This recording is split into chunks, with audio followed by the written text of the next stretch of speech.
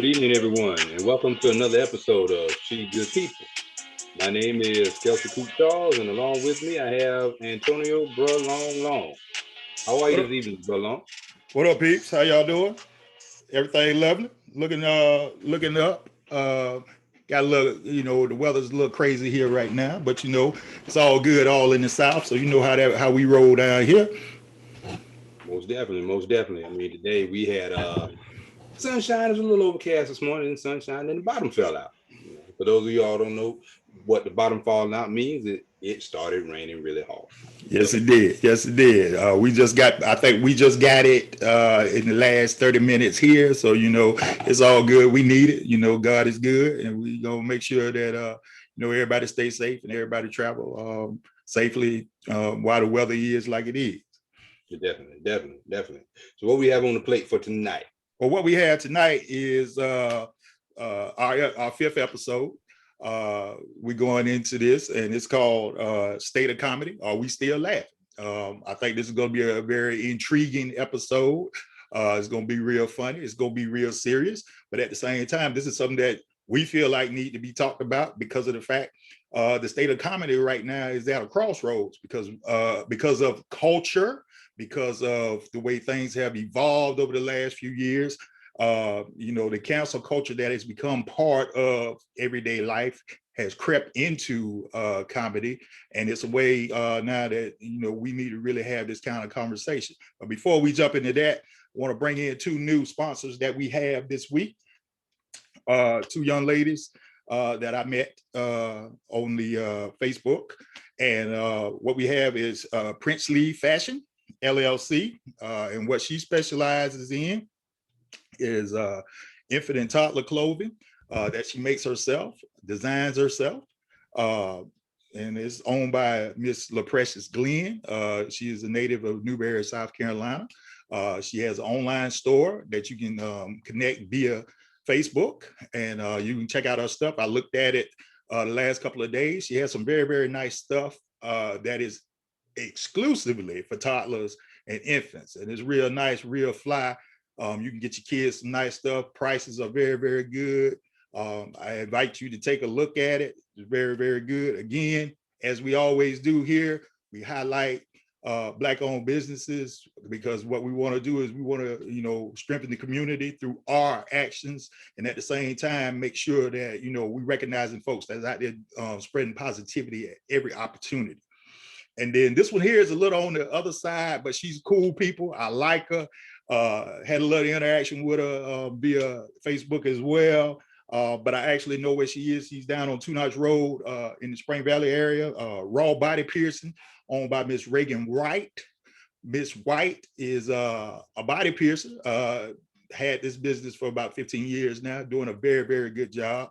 For those of you that are into piercing, for those of you that are not into piercing, she also rents out watercraft on Lake Murray and on Lake Wateree, so that you can have some fun day on the weekends, jet skis, motorboats, things of that nature. So she's, diversified her business, you know what I'm saying? So if you want body piercing, she has that. If you want to have fun out on the lake, she has that for you too. So I advise all of you all, if you have those things in mind, hit up both of these young ladies. They're on Facebook. All you got to do is look for Raw Body Piercing and Prince Lee Fashion LLC, and they will get you squared away as good as possible. All right. So Kelsey, you ready to get into this right now, bro? let's jump into it. All right, man. So to start this off right now, compare the comedians of today versus comedians of yesteryear. I think you summed it up in the beginning. I think the cancel culture. So you have to be a little bit more careful of what you say. It used to be that comedy didn't fall into that realm. Comedy was a release where you could talk about anybody, political, didn't matter. It was just a release. It was just to have fun. But nowadays you have to be kind of careful. I mean, you hear increasingly more stories of people being upset with the content and walking out of things like that.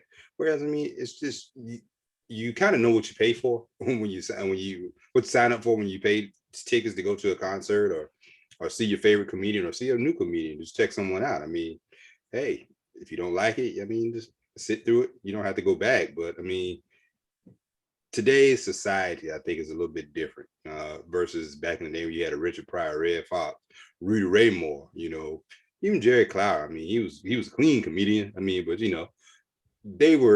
they could say whatever they want to say. And I mean, they said whatever they wanted to say in the worst of times. I mean, you think about the 50s, 60s, 70s, the early 80s.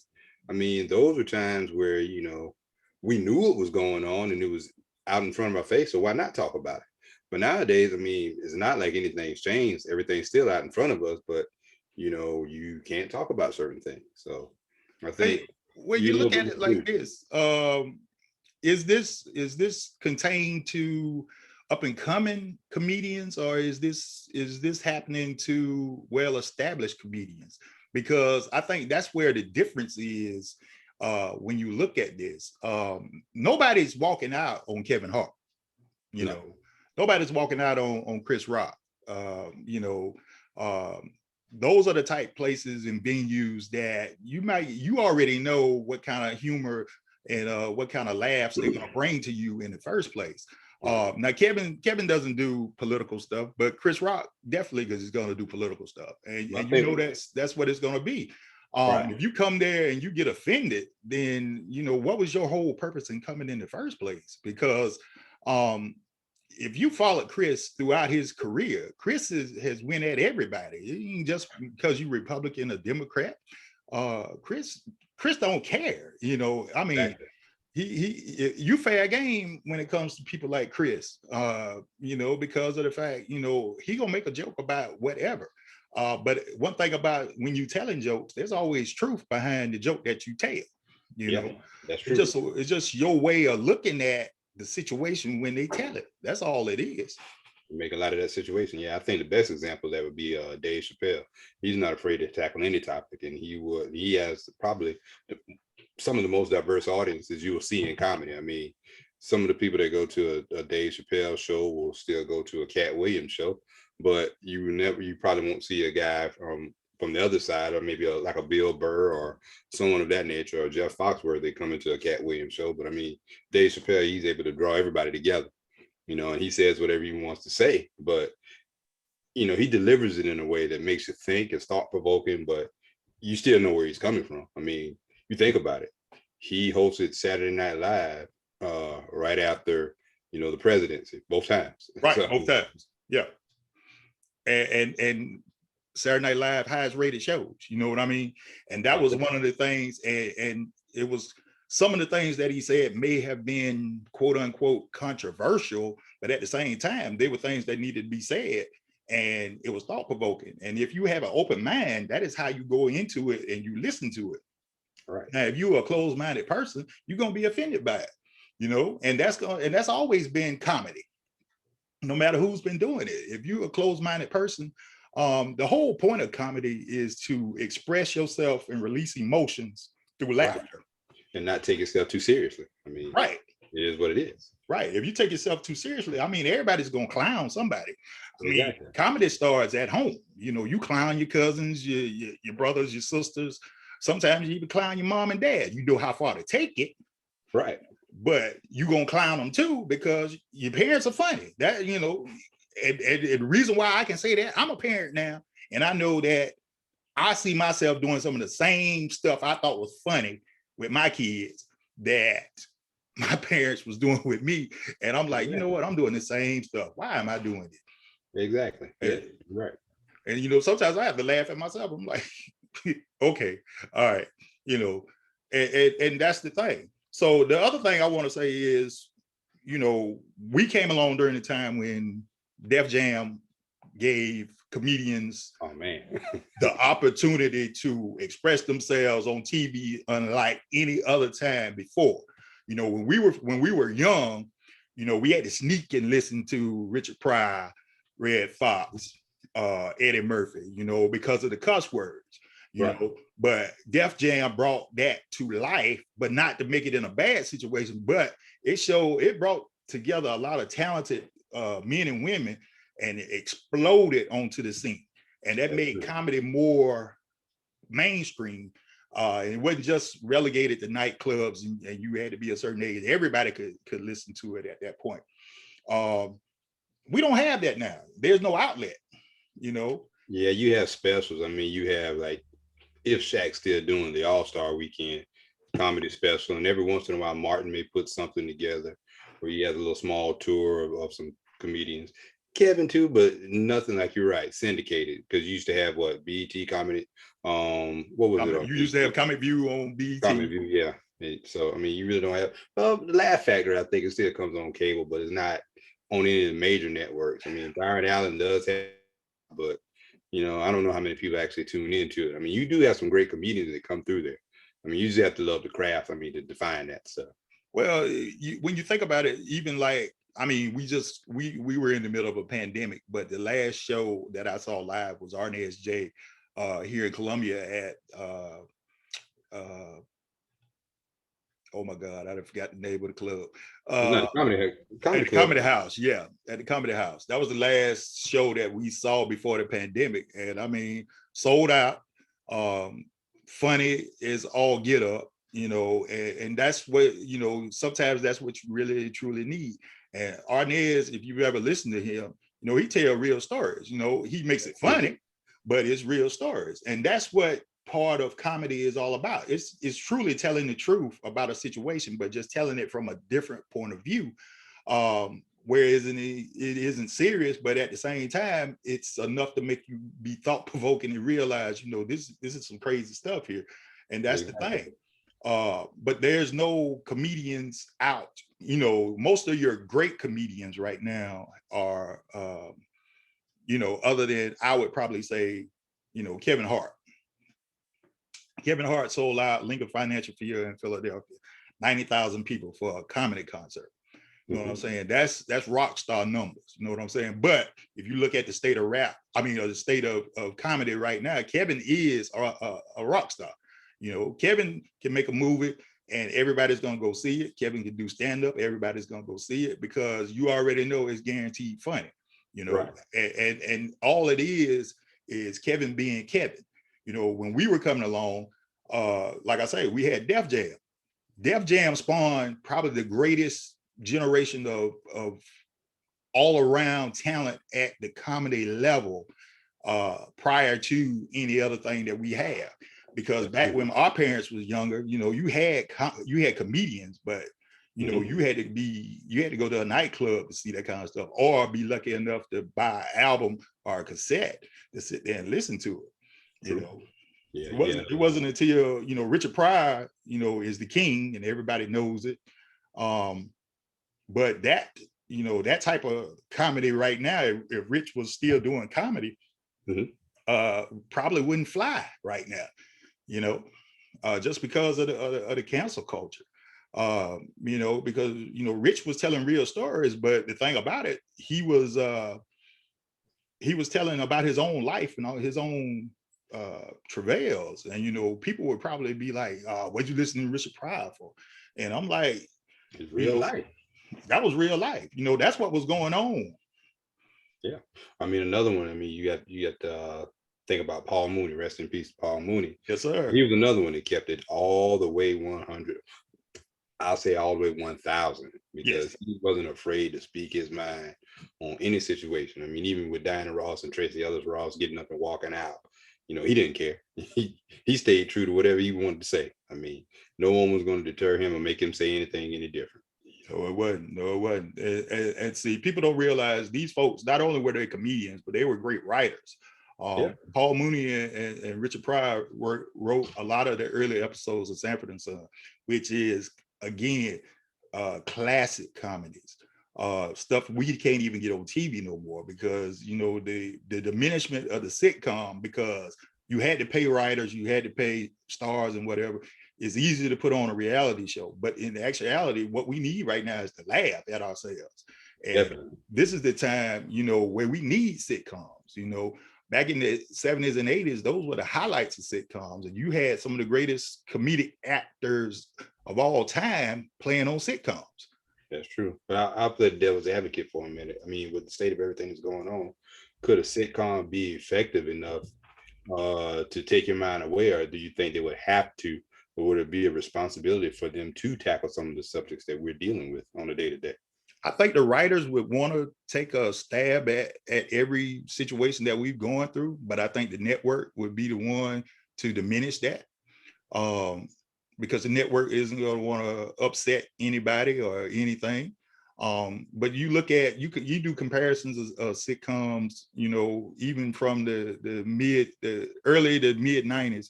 You look at, you know, what people tend to say are the great sitcoms, you know, Friends and Seinfeld.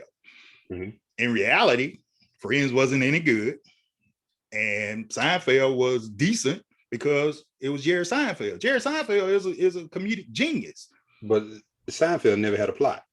and that's what made it good. You know, that's what made Seinfeld good. It never had a plot. It was like everyday regular life. Yeah, definitely. You know, it was again, it was a show about nothing. Yeah, that's what made it. But you look back in what I think, when did the Jeffersons come out? Late 70s, early 80s? The Jeffersons actually came out in 73. Which prior to that, you had All in the Family. Right.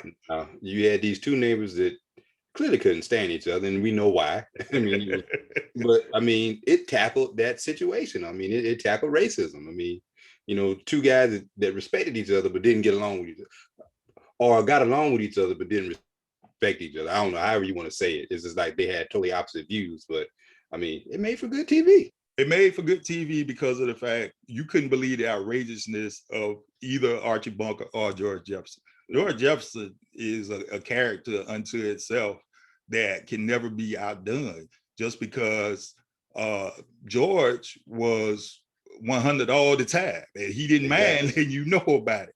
You know, and he did not back down. I mean, to see, I mean, I guess looking at it now, it was funny back then, but when you think about what was actually being done back then, I mean, you had this black man that came from nothing, became a millionaire, and talked to people however he wanted to. Right.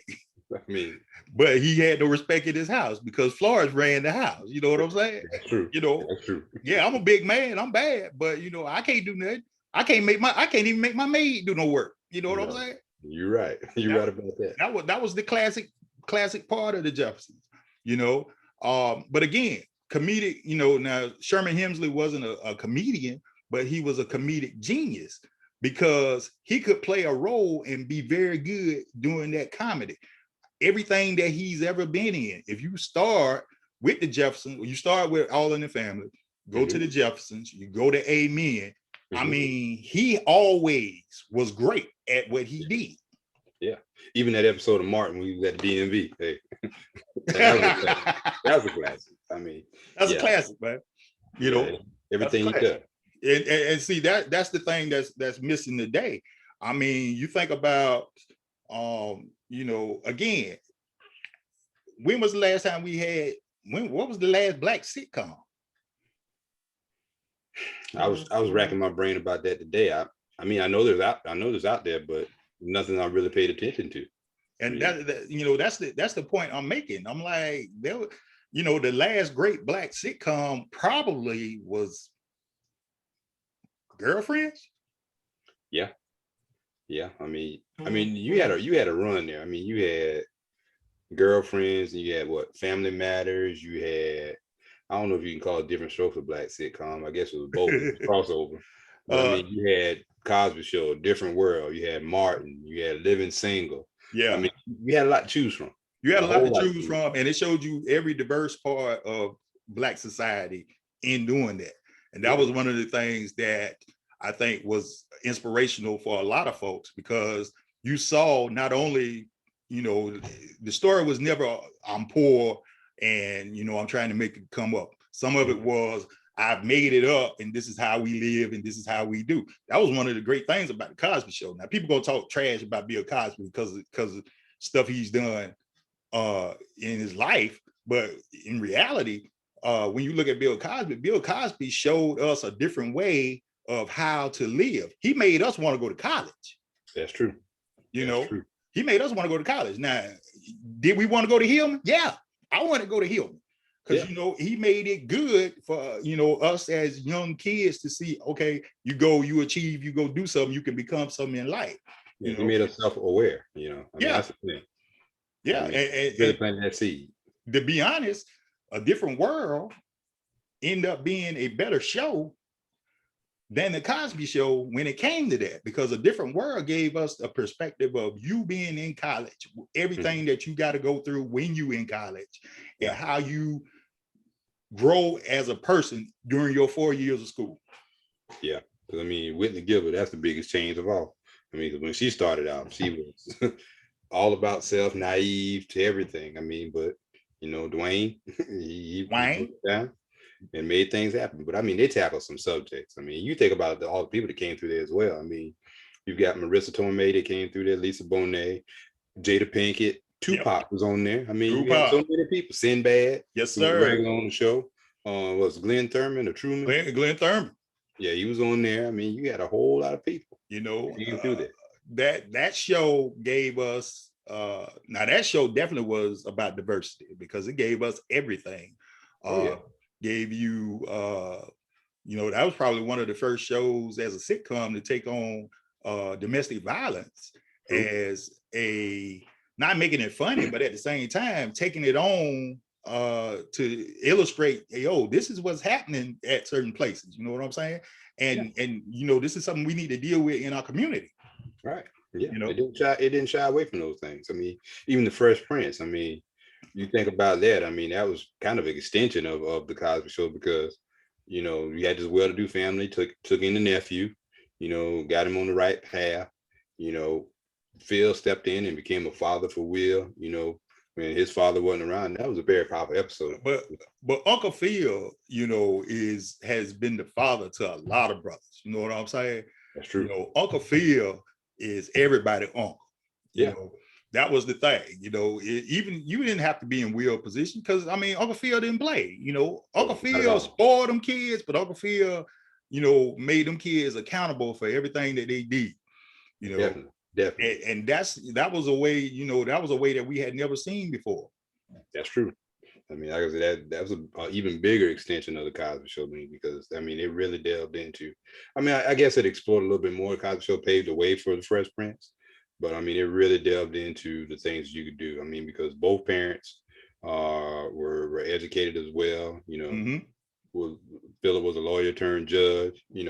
And the family was diverse, because you had that one, Hillary. Whew, that's all I'm gonna say. Then you had the rest of them. Carlton was naive to the things of the world. Will was a streetwise kid, and Ashley was a combination of everything. So but the thing about it, the genius again of that, Carlton will stand the test of time. Alfonso Ribeiro was always known before that time as the little kid in the Pepsi commercial. But he's never going to be looked at that again, because he is Carlton. That is his role, and that will be his role forever. And that's what sitcoms do, and that's what comedy does for you. I give you another example. Who is Rita Lawson's son from Sanford and Son? Rita Lawson, I have no idea. Rollo. Ain't you Rita Lawson's son, Rollo? Yes, ma'am. Because you never saw Rita Lawson, but you knew who Rita Lawson's son was, which was Rollo. Definitely. Yeah. I missed that, man. I got to get back up on my Sanford and Son. Bo.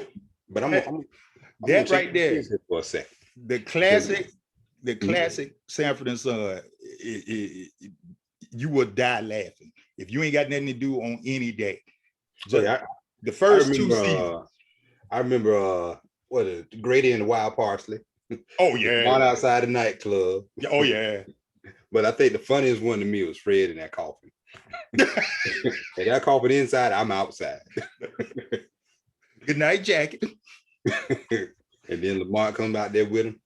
Pop, you all right? I'm just checking on you. But I'm gonna switch gears for like 2 seconds, because we were about 30 minutes into this thing, and we had said nothing about James Evans, man. Well, I was gonna come to that, because I'm gonna tell you, James Evans is more like my granddaddy than anything in this world, man. That was my granddad. James Evans, now my granddad was a working man, hard working man, but he didn't take no stuff, man. He didn't take no stuff off of nobody. And Yeah. every time, and he used to love to watch Good Times, and he loved James Evans because he like, he used to call him that old hollering man. But I'm like, I used to look at him like, you the same way. Can't see it though. Couldn't see He it. couldn't see it, but I'm like, you the same way, because my grandmama was Florida Evans. You know what I'm saying? Everything, let the Lord handle it. You know what I'm saying? That's how my grandmama was. But like James, well, I'm gonna take the ass of a jawbone and beat that Joker's ass. You know what I'm saying? That's how my granddaddy was. But that was a very interesting sitcom because, I mean, I think the writers and producers wanted to take it in a comedic direction, but James wanted to keep it a little bit more serious, and it wound up getting him cast off of the show. Right. But that just goes to show you. I mean, you've got to be diverse. You've got to be able to tackle all the issues. I mean, they lived in the ghetto, South Side Chicago. Yes, sir. So I mean, it doesn't get more real than that. I don't know if it was Cabrini Green or whatever, because I don't know anything about Chicago, but they lived in a rough neighborhood. Was the warlords, they always and the same nights, baby. Yeah, and then you had Sweet Daddy. Oh, of course, Sweet Daddy was by himself, comedy unto himself. I'm telling you. Walona, the neighborhood news carrier. I mean, Alderman Davis. I am not a crook. You know what I'm saying? But the thing about Good Times was, Good Times, again, it had what was needed at the time. This was during the time that families were being torn apart. Children not knowing who their dads was, dads not being there. It was good to see James Evans being a father figure and being a father, working hard, doing whatever he can, make sure his family was all right. And his whole goal was to get his family out the ghetto. Exactly. It was a bigger picture. And I think you're right. That said a lot. I mean, they did it in a comedic way, but James was making minimum wage, working 2 jobs, but he never quit on his family, and the family never quit on him. Right. I mean, that's the biggest thing. JJ was doing his thing, Thelma, still look the same today. Let me get back into it. She was smart. Michael, everybody's trying to make it out. But then, tragically, James leaves the family. They had to figure out a way to make it. JJ is forced to become the man in the house, which we never would have saw that coming the way JJ was acting, because JJ never changed, but he did what he had to do. So I mean, but in the end, they finally made it out. But you think about it, that's another show that gave you episodes of comedic genius. Yeah. When they fixed up Ned the wino, the way you cleaned up Ned. Yeah.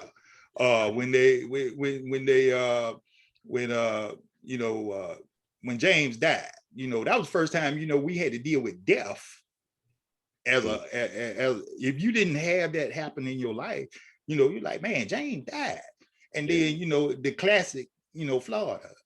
Damn. But you felt it though. I mean, because that whole time, and it speaks true to situations today. I mean, the whole time when everyone's around, you can put on that facade, you can put that face on, you can be someone else, I say, for a change. But when no one's around, when you're by yourself, when that emotion hits, what do? And that's what she did. I mean, everything was all right. And then, when people start leaving, you start seeing her demeanor change. Her demeanor changed more and more. She ran the kids into the room, and then, she started thinking, how am I going to do this? I guess. I mean, he left me. And that's when all the emotion hit. Yeah. That was powerful, though. I mean, that was very powerful. And one thing about sitcoms, all sitcoms, they always had wrap your story up at the end and whatever. And it was in those sitcoms that we talking about always had a way of showing you, how we gonna get by, how we gonna get through, how we gonna keep on making it, and to me, that's what's really, really missing today. There's no laughter, there's no, everything is so serious, and everything is so grown up. I give you a prime example. Who would ever thought, some of the younger kids now, my nieces, they preteen and teenagers, the first time they get an opportunity to look at shows like Family Matters, you know, to see the genius of Jaleel White being Steve Urkel. Nobody gives Jaleel the credit that he deserves, but I'm gonna give it to him. I mean, in order to play that role the way he played that role, all those years, he did an outstanding job. Yeah, I mean, all you knew was Steve Urkel. You didn't know Jaleel White. You knew Steve Urkel. That's all you looked for. And then for him to transform himself and be able to play Stefan and Urkel at the same time, it was just like, man, you know, this boy ain't getting credit he deserved. This boy is an actor. You know what I'm saying? Definitely. He studied his craft. Yeah. And then there was, you know, you look at like my nieces right now, they love the Golden Girls. I mean, you can't get no better comedy than that, bro. Oh man, that's you can't get no better comedy than that. Yeah. Because but people don't realize, and I'll give you a little history lesson. People don't realize the reason why the Golden Girls were so good. The Golden Girls were founded by a Black woman. Okay, the Golden Girls was written by Yvette Lee Boozer and produced by Yvette Lee Boozer, who also did Living Single. Also was responsible for the early days of Martin. So this is one of those things where you saw the evolution. They got an opportunity with the Golden Girls, and then plus you had 4 other great comedy actors on the Golden Girls. So yeah, I mean, they fed off each other. They fed off each other. People don't realize, you know, B. Arthur and Betty White and Rue McClanahan had played roles. Mary Tyler Moore show, Dick Van Dyke show, Maude had her own show. You know, Maude gave us Florida Evans. That's how we got Good Times. You know what I'm saying? So that's one of the things that people didn't realize how great those ladies were before they even got to be the Golden Girls. And here we are 30 years later, and they still play the Golden Girls all day long. Because it's funny. It's relevant. It's still relevant to this day because they tackled stuff that's going on today, and they made fun of it. And then plus, you got a character named Sophia Petrillo, who is one of the greatest characters of all time. Because you got to have somebody to jump in. That's what makes comedy good. You got to have somebody to jump in with a word here and there. Her, Jeffrey, Fred Sanford, Al Bundy. Oh man, Al Bundy. The greatest. I'll tell you what I learned the other day though. I was watching 85 South show. They had Mark Curry on there. The episode he played on on the Jamie Foxx show. They did that whole scene in one take. When he was a drill sergeant, I guess, for the driving school. Yeah. Well, he said he studied and he understood Jamie. So he said, you know, I could throw him a lob and he'll run with it. So like when he started asking about Prince and all that stuff, he said that was in one take, you know, and they just fed off of each other. And you have a chemistry like that. I mean, that's great. I mean, that makes for some classic stuff because I mean, I still every time I see that episode, it's still like the first time. I mean, when Braxton answered that question, he came around that corner, he failed, but he stayed in character. Oh man, that's some stuff. Well, it see again, you talking about Mark Curry, you know, he's another one that he was a very good comedian. And you didn't realize how good he was until now you realize it because it's far beyond where he was at that time. Right. But he again, a child of the Def Jam coming out with that and getting a show. You know what I'm saying? All of them. I mean, Martin built his whole show around people he did on Def Jam. That's true. You know, his whole show was built with it. You know, we wouldn't even know who Chris Tucker is. The Kings of Comedy, you know, I had seen Bernie Mac and Steve Harvey and D.L. Hughley and Sid the Entertainer before they got to be the Kings. But, you know, you already knew, you know, the first time you saw Bernie Mac on TV, you already knew. There wasn't even no need. He was good enough that the first night he was on Def Jam, you could sit there and say, you know what? He right there with Martin, Eddie, and Richard. Yeah. But I will ask this question though. Why do you think it took Bernie so long to get his own TV show? Were they afraid of what he might say or what he might do on the show? Because I mean, out of all those guys, everybody had their own show. I think even Cedric had a show. Said was with Steve before Said got his own show. Mhm. I think what it was, I think they was afraid of Burn, man, because Burn was just real. Yeah. You know, Bernie, I don't think Bernie could ever turn it off. That was the thing. You He know, was who he was. yeah, you know, he's Southside Chicago, man, and I think that frightened people to a point because you know you wasn't gonna talk to Burn any kind of way. It thought you was gonna be in control or something because that wasn't Burning Mac's way, you know. Yeah. And then you know, in all reality, I sit there and say Bernie, out of the four of them, Bernie was the greatest.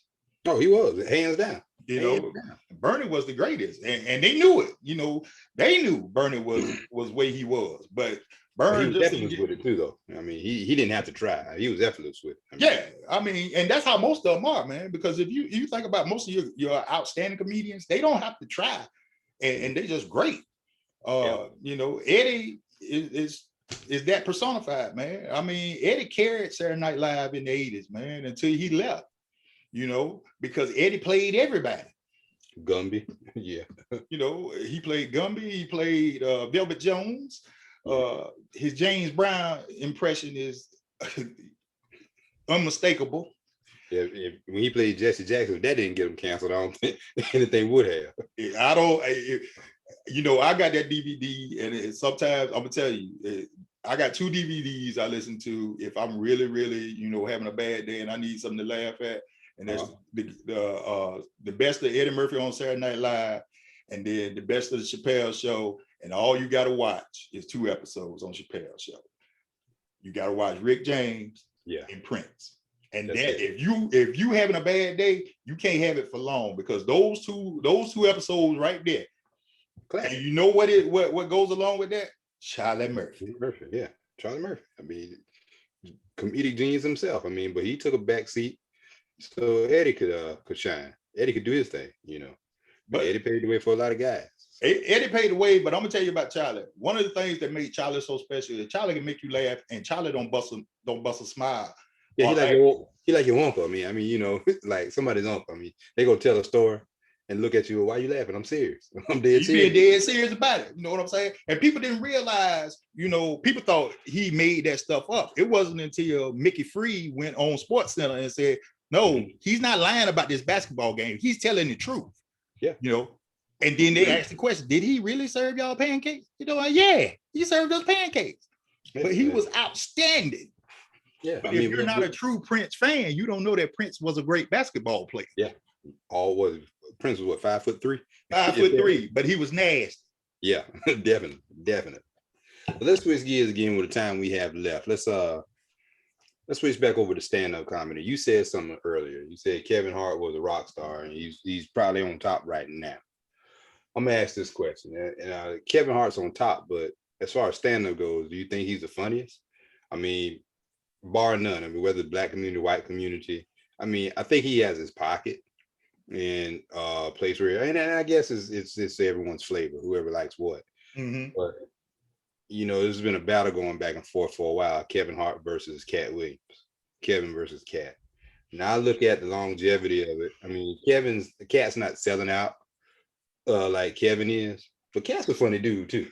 Cat is a funny dude. I take nothing from him. He's had some great specials, have been very, very good. But there's just something about Kevin, man. Kevin is a institution now. That's just how that's just how much I can put on Kevin. Kevin is an institution. Yeah. Kevin to me has put himself in the upper echelon of comedians, not because of what he does, but because of you listen at the stories that Kevin tell during his jokes. Again, truth is always behind the jokes. You know, this is how you deal with what you're going through in your life. But the thing is, you can put yourself in Kevin's position because you didn't been there. That's what you done done. You know, Kevin is somebody that came from meager beginnings, made a lot of money. So when he makes the joke of, see how my bank account is set up. See, you can understand that because you know for yourself, if you had that type of money, somebody got to put you on some kind of plan to keep you from acting ignorant too. You can't go out here with Dwayne Wade and them, you know, and be like, bottle service. We're gonna do this again tonight. My money ain't set up like this. Exactly. I might have had as much as you, but I don't know when my next gig is coming and how long it's gonna last. You know that's guaranteed. So basketball, you got guaranteed money. Plus, you know, if you like D Wade, you married to money, you know. Yep. So, hey, I mean, it is what it is. It is what it is. But you know, when you bring that up, when you stand up comedians, you know, I made a list of my top 10, and I'm gonna go through my top 10, and you just tell me, you know, which one you agree or disagree with. All right. Okay. Number 1, Richard Pryor. Number 2, Eddie Murphy. Number 3, Bernie Mac. Number 4, Kevin Hart. Number 5, George Carlin. Number 6, Chris Rock. 7, Dave Chappelle. 8, Cedric the Entertainer. 9, Rodney Dangerfield. And tied for number 10, Arnez J and Bruce. In that order. All right, so let's see who we. You wouldn't put Monique in that category? Nope. Some more? Nope. They as good as Samore is. Now, I will say Samore is probably the greatest female comedian there is. Bar none. I put her that high.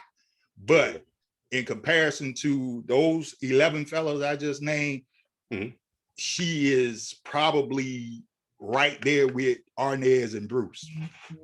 So I've noticed you left DL off that list, Steve off the list, Gary Owen.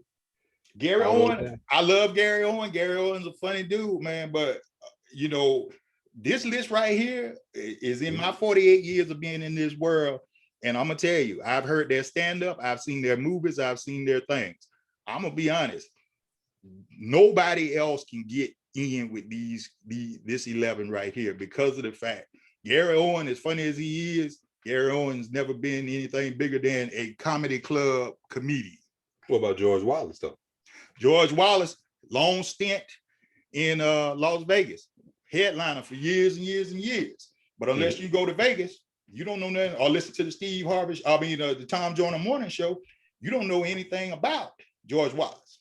But George said that guaranteed money. I mean, I'd go to Vegas too. I don't blame him. Don't get me wrong. I'm not behooving him for his money. But this is the thing. When you look at it, you know, people that listen to this, if you don't know who George Carlin is, go Google it. Google it and YouTube it. And I tell you, when you're done, you'll be like, okay, I understand why you say George Carlin. That's how good George Carlin is. George Carlin is for a long period of time was only second to Richard Pryor for a long period of time until Eddie and them came along. That's how good George Carlin was. All right, I'm gonna switch it again on you. What about George Lopez? George Lopez, love him, great guy. Still, I don't think he holds a candle to. I think in actuality, George Lopez is great, but I think Paul Rodriguez is better than him. Okay, I can get with that. But I'm gonna single Cedric out because Cedric, a lot of people say, probably would say with him on that list, you got to have Steve on the list. You got Cedric on that list. Because let me tell you about Ced. Ced has his own brand of comedy. That's true. And Ced has pretty much shown that he has been a better comedian than DL. He has been a better comedian than Steve. Now, Steve has all the accolades. Now, Steve is great off the cuff, off the top of his dome. But if you've ever seen Steve live in concert, Steve is not as good as Cedric live in concert. Cedric gives you a show. Cedric can sing, Cedric can dance, Cedric can tell jokes. He gives you a show. Steve, he's a joke teller. He tells them all day long. But this is the thing about Steve. As good as Steve is, his nephew is almost as good as he is. Nephew Tommy, yeah. So that's why I'm saying I look at Steve, and out of the I would probably say he's the third best king of comedy. Okay, what about I put him in front of DL. What about Bill Cosby? You left Bill off the list. Well, I'm gonna tell you about Bill. Here we go. I'm gonna tell you about Bill, man. I thought about it, I really, really put some strong thought into that. Mhm, Uh, Bill is a great stand-up comedian, but mhm. one of the greatest of all time. And he doesn't curse. The heavy D Doesn't of rap. curse, I mean, doesn't curse. the heavy D of comedy. Yeah. Yep, doesn't curse. Will make you bust a gut. Hmm. Uh, some of his earlier stuff, you know, uh, Noah, Bill in the Ark, one of the funniest bits of all time. You know, Hmm.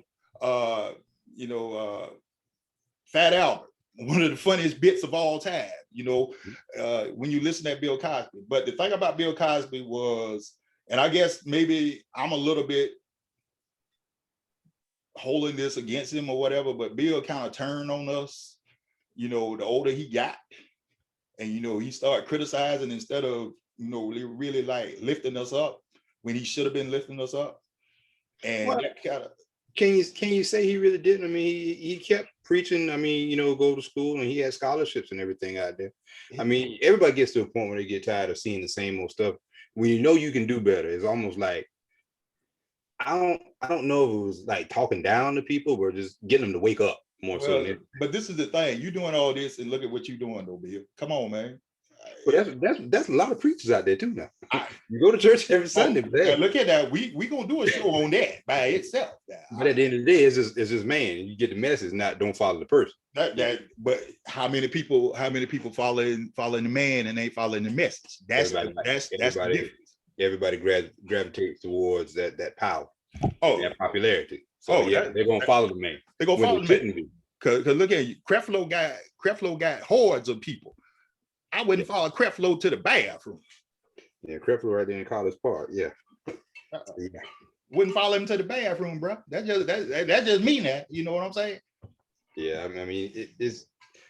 I understand these mega churches, and I'm not knocking anybody for going or whatever, because I like to visit a couple of them myself. But I, it just to me is if you're talking religion, you got to get intimate, but that's another story for another day. You know, you want to get to know your congregation or whatever, but then some people might prefer that so they can get in and out. I don't have to deal with it. I pay my money, I go and I do what I do, and I'm done. But you know, I digress. Let's get back to this comedy thing. I mean, I can't argue with your top 10 list. I really don't have a top 10 list. I for me it's just Dave Chappelle. I mean, to me right now, Dave is his style of comedy, what he brings to the table. He's thought provoking, funny at the same time. I think Kevin, Cat. I mean, it's. I really can't say I have a top 10. I just like comedy. I mean, I listen to Big J Okerson. Bill Burr is like one of the funniest out right now. He's a complete nut. He's not afraid to say whatever he wants to say either. I mean, if you get a chance, listen to his skit about the rescue dog. That's Yeah. one of the funniest things I've heard in a long time. But I'm gonna tell you, there are a lot of great comedians out there. Cause I most of mine is black comedians, but I listen to your Jeff Foxworthy's. I yeah, listen to Larry the Cable Guy. yeah. Bill Invo. I listen to these guys because Well, they funny. I funny. mean, it is what it is. Funny is They funny. funny. Yeah. If you funny, I'm gonna listen at you. You know what I'm saying? But it's some guys. What was the guy a couple years ago? He was the biggest thing going. Dane, I forgot what it Dane was. Cook. Dane Cook. And I listened to one of his shows, man. Very I didn't crack a smile, a giggle, or nothing. And I'm like, y'all sitting here killing yourself laughing about this. This cat ain't funny at all. It wasn't my cup of tea. And it was like, okay, so he would tell jokes, and I'm like, okay, where's the punchline? What's the angle? What are you trying to get to? And you notice, he was like a firework, took off hot, yeah, blew up, fizzled out. yeah. Where is he now? You know what I mean? It's kind of like I hate to call names, but like Amy Schumer. This is me personally. I did. Her and the other chick, the one that always with her, they always act like she's so funny and whatever. I'm like, they not funny. I mean, for some people that's their style of comedy, but it's just I'm knocking what she does, but to me, I mean, and I guess that's why everybody has their own opinion. I mean, I wouldn't spend my money to go. I mean, that's not my cup of tea. But if somebody like Patrice O'Neal was still here, oh man, all day long, day long. I'm going. All day long. I can't wait till things calm down a little bit more, man. Because one of my favorite things is go to the comedy club and listen to somebody, man, because laughter is needed. You know what I'm saying? It takes such a big chunk off of you. Even the days that we used to have when we used to get off on Tuesday mornings, and just sit around laughing and joking with each other, man. Those were some of the better days we ever had. Oh yeah, it takes your mind off everything else you got going on. Yeah, it's like therapy. Yeah, it's good to laugh. Laughter helps your heart, whether you believe it or not.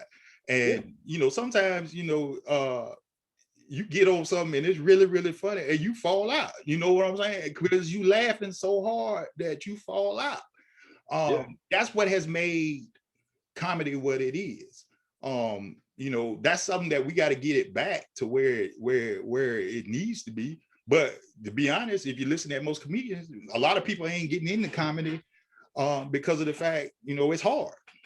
That's true. I mean, it's so many different venues and different avenues to get in. I mean, right, like now, if you're listening, YouTube, Instagram, Country Wayne came out.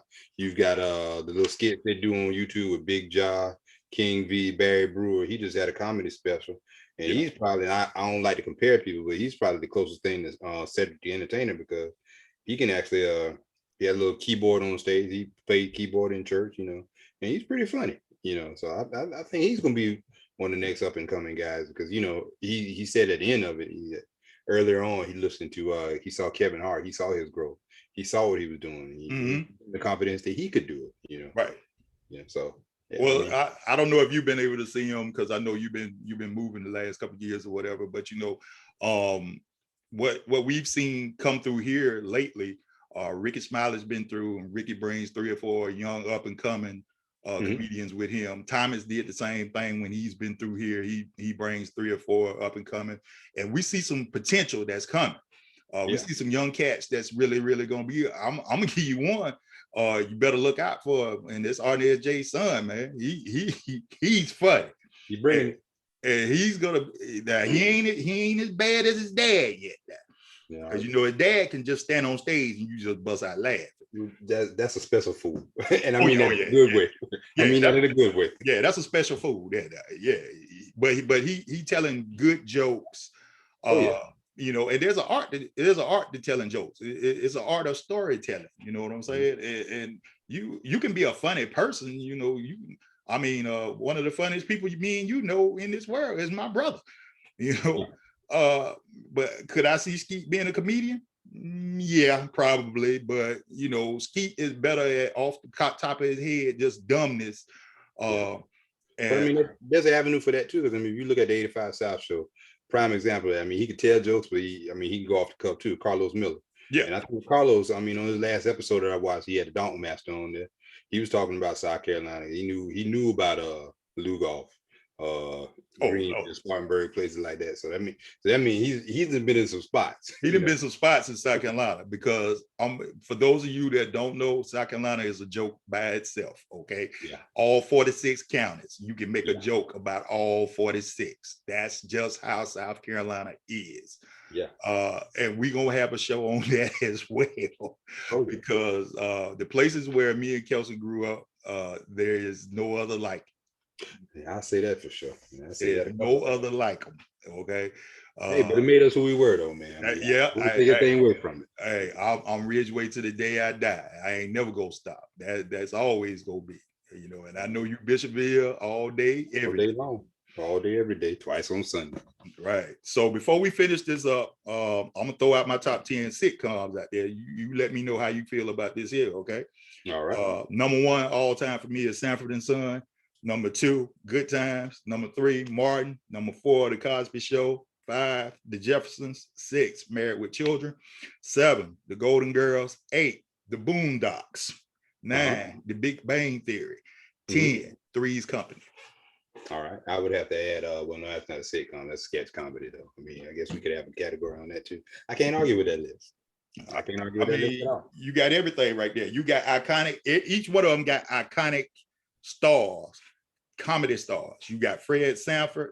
You got J.J. Evans. You got Martin Payne, a.k.a. Shanae, a.k.a. Jerome, a.k.a. Dragonfly Jones. Dragonfly Jones. Roscoe, But let's be real now. You can't have Martin without Bruh Man from the fifth floor. from the You fifth got to floor. have Bruh Man from the fifth floor. From the fifth floor. When Martin came up with that, and Reginald is one of his former bodyguards. Okay, so you get Bruh Man from the fifth floor. Smitty was his bodyguard, so he made Smitty funny. So that's just Martin putting people on when the opportunity came up. You look at the Cosby Show. I mean, Bill Cosby by himself, iconic. Claire Huxtable. Claire Huxtable is the American mom. That's what everybody aspired to be. And if you think about it, if you break down the Cosby Show into this, you break it down like this here. They had everything going for themselves. Okay. When they were younger, Theo was the problem child. Okay. But by the time the show ended, Theo was the best child that they had because Theo finished school. He had got a good job, where his oldest child had graduated from Princeton, living in a dump apartment. Yeah. But she did go back to medical school. They did go back, but the show that ended before you saw. Yeah, but you had a wilderness store. Come on now. Yeah. Denise went to Hillman, left Hillman, went to Africa, come back with a man and a baby. Yeah. Okay, so you already had him losing his mind on that. Vanessa go to Lincoln, come back with an old dude. Oh yeah, Dabney. I forgot about with Dabney Brickett. With Dabney Brickett, she came back with Dabney Brickett. So again, Theo ended up being his best child. After all them years of trouble. On the Jeffersons, again, Jeffersons gave you real life. And then it introduced us to mixed marriages and everything that went along with mixed marriages. Yeah. That by itself was impressive during that time, just because that was time before time. Let's put it like that. That don't bother us now, but that was time before time back then. Yeah. Married with Children, Al Bundy was everybody. I was a high school football star. I thought I was going to be great. 4 touchdowns. I got married. And look at me now. At a shoe store. But you think about everybody came off of that. I mean, Christina Applegate, even Bud. I mean, he had a stint doing some stuff. Everybody that played on that show, Marcy is one of the best directors in television right now. Jefferson is Jefferson. Jefferson was already a star before he came on that show. Al went on, had another long successful sitcom with Modern Family. I mean, that show, even though when it started out, nobody thought it was ever going to make it, that show lasted 12 years. Nobody ever thought that. The Golden Girls, you ain't even got to say nothing about it. No. 4 icons. Right now, Betty White, wherever you are, we love you. You have been for 70 years one of the greats in all of television. Boondocks, bruh. Regina King. Hold on, wait a second. Speaking of Regina King, we left one out. 227. Mary. Exactly. You had some stars on that show. Stars that had success. Now I can say about that show, every one of them had success prior to them getting on that show. And that was the thing that to assemble that crew. And you look at Regina King was probably one of the youngest on there at the time, and you look at where she is right now. That built a platform for her. But her renditions of Huey and Riley are comedy classic. Definitely. I can watch them all day long and they will make you die laughing. John Witherspoon don't hurt the situation either. So new shoes. Big Bang Theory, there is no other Sheldon, man. There will never be another Sheldon. There's no other show on TV like that. No, because you can watch it. You can watch the same episode over and over and laugh at the same thing over and over and over, because that is how funny that show is. That it is different. it is different on so many levels. And then Three's Company, the iconic Jack Tripper. Yeah. There'll never be another one of them. John Ritter, one of the comedy greats. I thought about putting Andy Griffith on there just because, but then I thought about it. I was like, nah, I'm gonna leave it like that because Andy Griffith to me is good, but it's only good when Barney's on there. Yeah. Which Ernest T. Bad? No, not Ernest T. Yeah, it was Ernest T. Yeah, but Barney, Don Knotts, just everything Don Knotts. We was talking about this one day at work the other day, and we was talking about, Disney Plus was playing all the old Apple Dumpling games. Mm-hmm.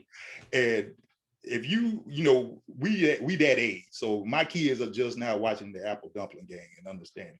Tim Conway and Don Knotts were two of the dumbest people on the face of the earth, but they would have you dying laughing at them. Yeah. Just by doing, sometimes they ain't even had to do nothing. They just make a face or a gesture and you just fall out laughing. Yeah. That's what comedy was back then. And that's what comedy needs to get back to. Because in this crazy world right now, comedy would be a good drug because you need to laugh at some of this stuff that's going on right now, bro.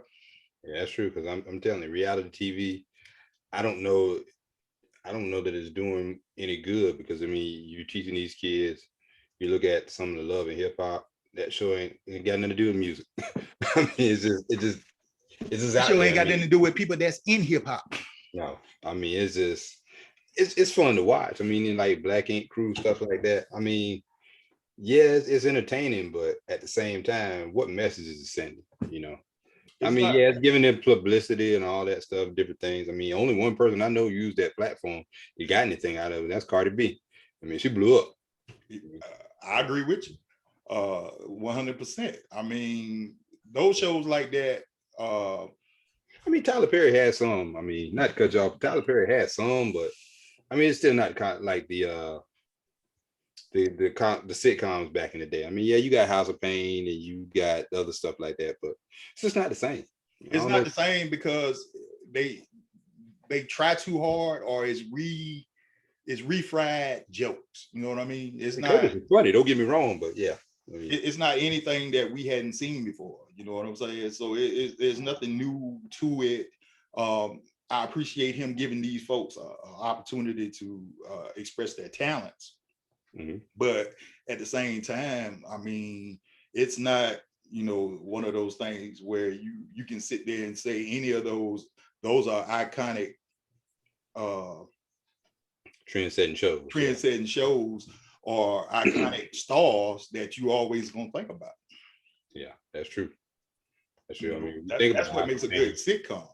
Yeah, you think about Tyler Perry, but you just don't think about Ella and Curtis on that level. Even though Alan Payne was on there, you just don't. You think House of Pain is Tyler Perry. Well, when you think about Alan Payne being on there, Alan Payne always gonna be G Money, man. It don't matter what he do.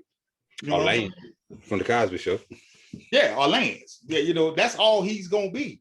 That's not a bad thing because that is a part of our history and a part of our culture. But that's where we are with them. When you think of Jada Pinkett, you think of Leela. Being on a different world. Then you think about her and Jason Leary. That's where her evolution goes. Yeah. She married to the Fresh Prince. You know what I'm saying? So that again, Will is one of the greatest actors that we've ever had, but we always gonna refer to him as Will Smith, the Fresh Prince. The Fresh Prince. Yeah. That's the thing. But to put a bow on this for this week, it's like everybody needs laughter in their life.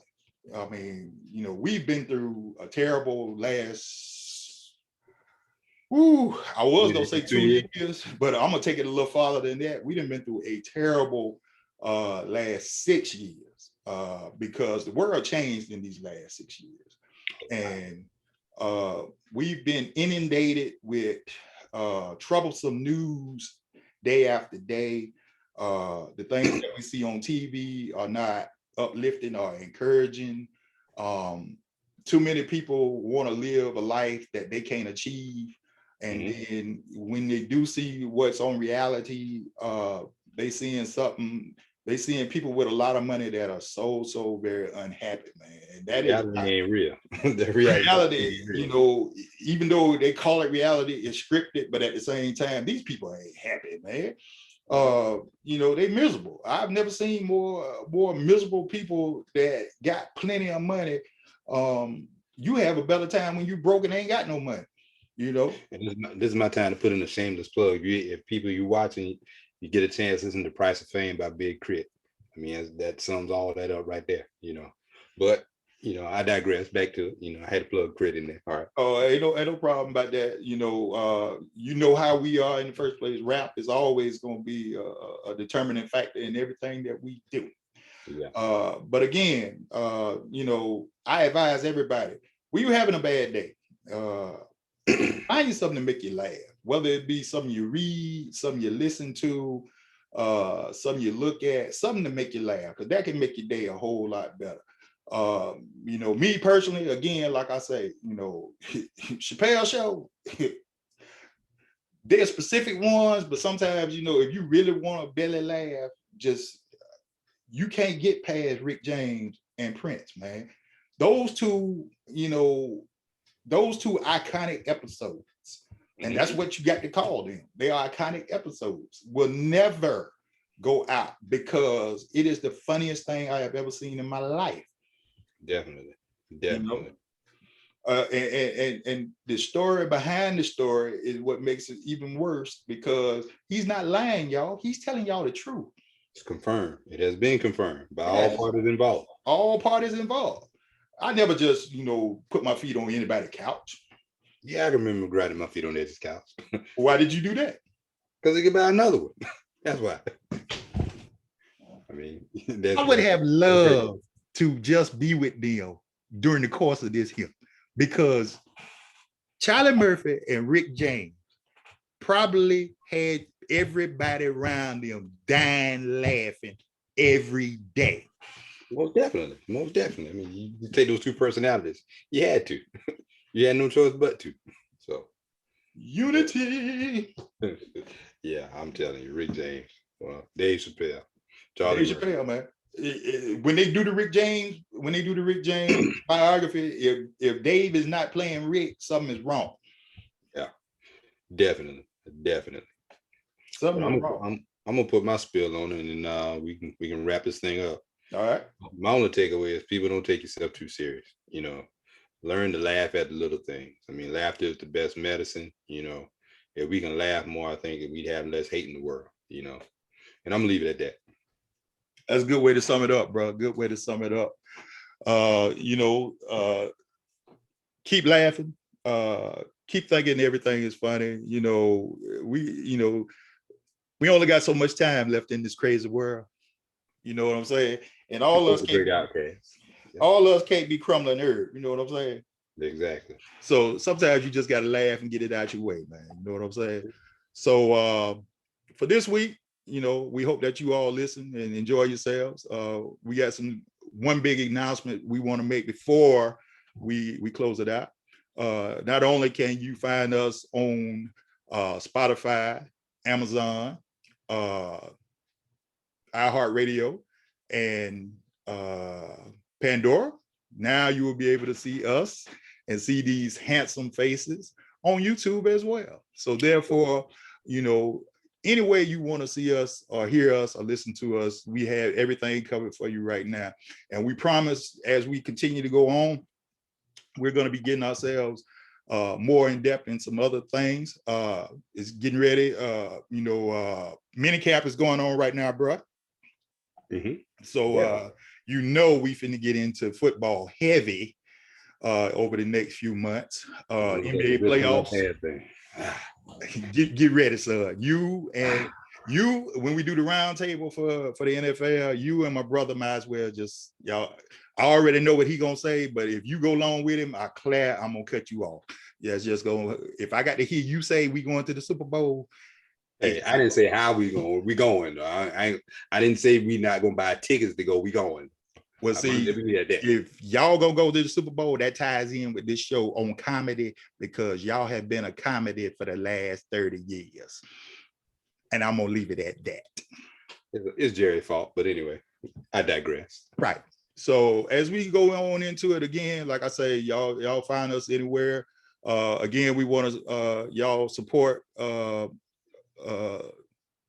Ms. Glenn and Ms. White in their business endeavors. And also we're going to be having some other folks that we're going to be shouting out again that has presently already, been a part of the show, but we want to make sure they continue to grow. And one thing that we have gotten feedback from is that obviously you all have been hitting these folks up, because they've told us that their businesses have been thriving because of our shout out. So we appreciate y'all for supporting them, and we appreciate y'all for supporting us. All right. So Coop, until next time, brother, you be good. All right, you do the same, man. And we'll talk to you all in about a week or so. All right. All right.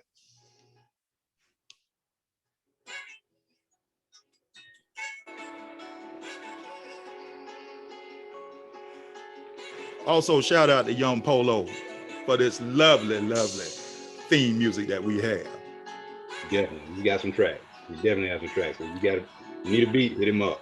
Hit him up. Hit one of us up. We can get you in touch with him. Young Polo made the beat, boy. Made me want to spit on that one myself. Put a verse on it. Nah. Y'all peace. Y'all love. Y'all be good.